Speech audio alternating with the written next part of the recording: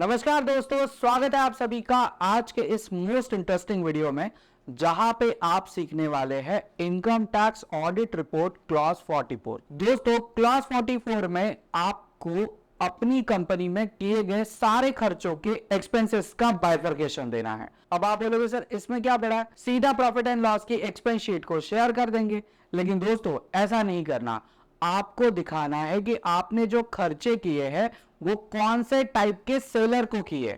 Example, आपने जो खर्चा किया है वो रजिस्टर्ड, अनरजिस्टर्ड, कंपोजिट या तो फिर जीएसटी एग्जाम्प्ट वाले सेलर से खरीदा है। तो अब ये थोड़ा मुश्किल बन रहा है। और दोस्तों मैं एक चीज आपको और बताना चाहता हूं कि इस टाइप का रिपोर्ट आपको किसी भी सॉफ्टवेयर में देखने के लिए नहीं मिलेगा।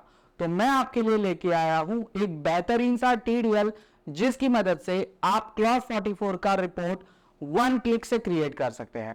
तो अगर आप इंटरेस्टेड है क्लॉज 44 रिपोर्ट को 1 क्लिक में क्रिएट करने के लिए, तो इस वीडियो को पूरा देखिए।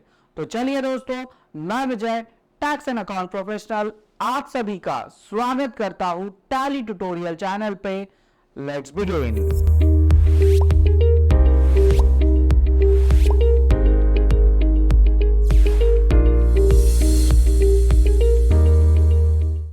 दोस्तों क्लॉज 44 जो है वो इनकम टैक्स ऑडिट रिपोर्ट में आया हुआ एक नया चेंज है। लेकिन चेंज है क्या, इसे समझना होगा। अब मैं आपको बताना चाहता हूँ कि क्लॉज 44 ये एक नया तरीके का रिपोर्टिंग का रिक्वायरमेंट है इनकम टैक्स डिपार्टमेंट की ओर से, which was made effective from assessment year 22-23 and onward in the income tax audit report 3CD। अगर सिंपल भाषा में बताया जाए तो इनकम टैक्स डिपार्टमेंट में कंपनी से रिलेटेड जो हम ऑडिट रिपोर्ट जमा करते हैं उसमें अब हमें एक अलग तरीके की रिपोर्ट देनी है। कौन सी है वो रिपोर्ट? तो रिपोर्ट है दोस्तों एक्सपेंडिचर से रिलेटेड। अब आप बोलोगे सर इसमें क्या है, एक्सपेंडिचर तो हम वैसे भी करते हैं, तो पूरे साल में जितने भी एक्सपेंसेस करेंगे उसकी रिपोर्ट दे देंगे। लेकिन ये इतना सिंपल नहीं है दोस्तों। जीएसटी डिपार्टमेंट ने आपसे मांगी है पूरे साल की एक्सपेंडिचर की रिपोर्ट, जो आप सीधा सीधा प्रॉफिट एंड लॉस से नहीं दे सकते। अब आप बोलोगे सर ऐसा कैसा बोल रहे हो? आप बोल रहे हो कि एक्सपेंसेस की रिपोर्ट देनी है तो प्रॉफिट एंड लॉस से ही देंगे ना, और कहाँ से देंगे? दोस्तों देनी तो प्रॉफिट एंड लॉस से ही है, लेकिन इसके अंदर उन्होंने एक हिडन कंडीशन रखी है। अब क्या है ये कंडीशन? चलिए मैं आपको क्लॉज 44 का वो टेबल दिखा देता हूँ। देखिए क्लॉज 44 के इस टेबल में आपको पूछा गया है कि आपने जो भी खर्चे किए हैं उन खर्चों में एग्जेम्प्ट जीएसटी से रिलेटेड कितना खर्चा किया है, कंपोजिशन स्कीम वाले सेलर से आपने कितना खर्चा किया है, रजिस्टर्ड जीएसटी वाले सेलर से आपने कितना खर्चा किया है, और अनरजिस्टर्ड में आपने कितना खर्चा किया है। अब आप बोलोगे सर ये थोड़ा डिफ़िकल्ट लग रहा है।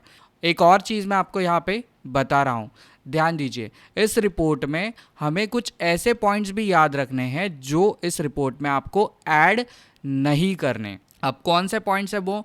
जैसे कि depreciation, bad debts, salary and remuneration, stock in hand and forex loss and gain. ये सारी चीज़ों को आपको इस क्लॉज 44 की रिपोर्ट्स में ऐड नहीं करना। अब आप बोलोगे सर ये तो काम बढ़ गया, लेकिन आपको टेंशन लेने की ज़रूरत नहीं है, क्योंकि मैं आपके लिए लेके आया हूँ एक बेहतरीन सा टीडीएल, जिसकी मदद से आप क्लॉज 44 के इन सारे झमेलों से आसानी से निकल जाओगे विद इन अ 1 क्लिक। मतलब एक क्लिक दबाया और आपने किए हुए खर्चों में से जीएसटी एग्जेम्प्टेड, कंपोजिटेड, रजिस्टर्ड और अनरजिस्टर्ड इन चारों खर्चों को कैटेगरी वाइज अलग करके मिल जाएगा। मतलब आपको मेहनत करने की ज़रूरत नहीं, आपको बस इस प्रोग्राम को अपने सिस्टम में रन करना है। एक और चीज़ मैं आपको बताना चाहता हूँ, अगर आपके पास बहुत सारा डेटा है तो आपको हर टाइम इस टीडीएल को अपने सिस्टम में रिफ्रेश करने की ज़रूरत नहीं। आपने बस एक बार इस टीडीएल को अपने सिस्टम में लोड कर दिया। आप कोई भी कंपनी यहाँ पे लोड करिए, ये सारी कंपनियों पे वर्क करेगा। तो जिस TDL की मैं आपको बात कर रहा हूँ उस TDL को अब मैं प्रैक्टिकली दिखाने जा रहा हूँ। तो चलिए टैली की तरफ बढ़ते हैं। दोस्तों टैली में आ जाने के बाद अब आप देख पा रहे हैं मैंने क्लॉज 44 से रिलेटेड डमी डेटा बना के रखा हुआ है और इस डेटा पे अब मैं सबसे पहले मेरी TDL की फाइल को लोड करूंगा। जैसे ही लोड करूंगा आपको गेटवे ऑफ टैली में एक नया ऑप्शन देखने के लिए दिख जाएगा। तो चलिए पहले TDL को लोड करना सीखते हैं। लोड करने के लिए आपको यहाँ पे F1 बटन की मदद से हेल्प वाले ऑप्शन पे आ जाना है। यहाँ पे आने के बाद आप आ जाएंगे TDLs एंड एडॉन्स वाले ऑप्शन पे। यहाँ पे आने के बाद आपको F4 बटन की मदद से मैनेज लोकल TDL इस ऑप्शन पे क्लिक करना है। जैसे आप एंटर करेंगे आपके सामने TDL कॉन्फ़िगरेशन से रिलेटेड एक पॉपअप बॉक्स आ जाएगा। यहाँ पे जो है आपको सिंपली एंटर करना है। मैंने 2 TDL जो है वो ऑलरेडी यहाँ पे लोड करके रखे हुए हैं और तीसरा जो हमारा क्लॉज 44 से रिलेटेड TDL है मैं यहाँ पे लोड करना चाहता हूँ। तो लोड करने के लिए आपको क्या करना है, आपको आ जाना है स्पेसिफाई पाथ हेयर इस ऑप्शन पे। यहाँ पे आप एंटर करेंगे। एंटर करने के बाद आपको जो हमने TDL की फाइल दी है उस फाइल की पाथ जो है यहाँ पे आपको देनी है। मैं आपको सबसे पहले TDL की फोल्डर दिखा देता हूँ। तो हम फोल्डर में चले जाते हैं। यहाँ पे आने के बाद आप देख पाएंगे क्लॉज 44 का आपको यहाँ पे TCP दिख रहा है। अब इस TCP को टैली में कैसे लोड करना है, तो सिंपली आप ऊपर जो पाथ देख रहे हैं इस पाथ पे आपको क्लिक करना है और बस एक बैकस्लैश आपको यहाँ पे दे देनी है। जैसे आप बैकस्लैश दे देंगे आपको TDL की पाथ जो है वो दिखनी वहाँ पे शुरू हो जाएगी। सिंपली आप कंट्रोल A की मदद से इसे सिलेक्ट करेंगे, कंट्रोल C की मदद से आप इसे कॉपी करेंगे और टैली में आ जाएंगे। टैली में आ जाने के बाद आपको स्पेसिफाई फाइल पाथ इस ऑप्शन पे बस कंट्रोल V कर देना है, मतलब पेस्ट कर देना है और सिंपली एंटर कर देना है। जैसे आप एंटर करेंगे आपके सामने क्लॉज 44 का जो TCP है वो लोड हो जाएगा। सिंपली आपको एंटर करना है और स्क्रीन को एक्सेप्ट कर देना है। अब जैसे ये TCP लोड हो जाएगा आपके गेटवे ऑफ टैली में एक नया ऑप्शन दिखना शुरू हो जाएगा। तो फाइनली दोस्तों हमारा TCP जो है वो लोड हो चुका है। हम आ चुके हैं गेटवे ऑफ टैली में और यहाँ पे आपको नीचे लास्ट में GST एक्सपेंस रिपोर्ट्स क्लॉज 44 एक नया रिपोर्टिंग टैब दिखना शुरू हो चुका है। सिंपली यहाँ पे आपको एंटर कर देना है। अब जैसे ही आप एंटर करेंगे आपको एक चीज़ का ध्यान रखना है, पूरे साल में बहुत सारे एक्सपेंसेस होते हैं, बहुत एक्सपेंसेस होते हैं। तो रिपोर्ट जो है वो फास्टली ओपन होनी चाहिए। इसलिए हमने इस प्रोग्राम में कुछ इस तरीके के कोड्स किए कि जब भी आप इसको रन करेंगे ये अप्रैल मंथ का ही डेटा आपको यहाँ पे शो करेगा। आपको पहला जो काम करना है वो है पूरे साल का डेटा आपको यहाँ पे सेलेक्ट करना है, जिसके लिए आप Alt F2 बटन का यूज़ करेंगे, जिसकी मदद से आप यहाँ पे पीरियड चेंज कर सकते हैं। सो मैं ले रहा हूँ 1 अप्रैल 2022 से 31 मार्च 2023 तक और एंटर कर देता हूँ। जैसे एंटर करूँगा with in a second depend on data ये लोड होना शुरू हो जाएगा। अगर आपका डेटा बहुत ज़्यादा है तो शायद से आपको 1-2 मिनट तक का वेट करना होगा। इस स्पीड के ऊपर आपका डेटा और आपके कंप्यूटर का कॉन्फ़िगरेशन जो है वो बहुत ज़रूरी है। अगर कॉन्फ़िगरेशन अच्छा है तो ये डेटा बहुत फास्टली यहाँ पे लोड हो जाएगा और एंट्रीज़ भी बहुत ज़्यादा है तो भी यहाँ पे आपको 1-2 मिनट जो है वो रुकना पड़ेगा। रीज़न है क्योंकि यहाँ पे ये बहुत सारे कैटेगरीज़ को फ़िल्टर कर रहा है। जैसे मेरा डेटा लोड हो गया आप यहाँ पे देख सकते हैं मेरी क्लॉज 44 की जो रिपोर्ट है वो रेडी हो चुकी है ना। पूरी डिटेल में आपको यहाँ पे रिपोर्ट रेडी हो चुकी है। अब मैं आपको एक चीज़ और बताना चाहता हूँ, जो रेड कलर में आप यहाँ पे जो लेजर्स देख रहे हैं, इनके अमाउंट्स देख रहे हैं, इनको भी आप यहीं से चेक कर सकते हैं। अब कैसे करना है, आपको सिंपली यहाँ पे Alt F1 या तो फिर आप सीधा डिटेल वाले ऑप्शन पे क्लिक कर देंगे तो उस रेड अमाउंट के अंदर, मतलब जो आपको रेड में लेजर दिख रहा था, उस रेड लेजर के अंदर जितने भी ट्रांजैक्शंस है वो सारे यहीं पे आपको दिखने शुरू हो जाएंगे विथ द वाउचर डिटेल और डेट।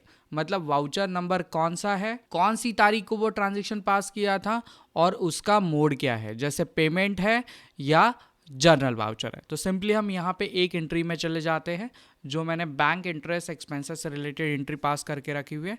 इस एंट्री को हम यहाँ पे ओपन करते हैं और मैं आपको बैंक का जो लेजर है वो दिखाना चाहता हूँ, बैंक इंटरेस्ट एक्सपेंसेस का लेजर।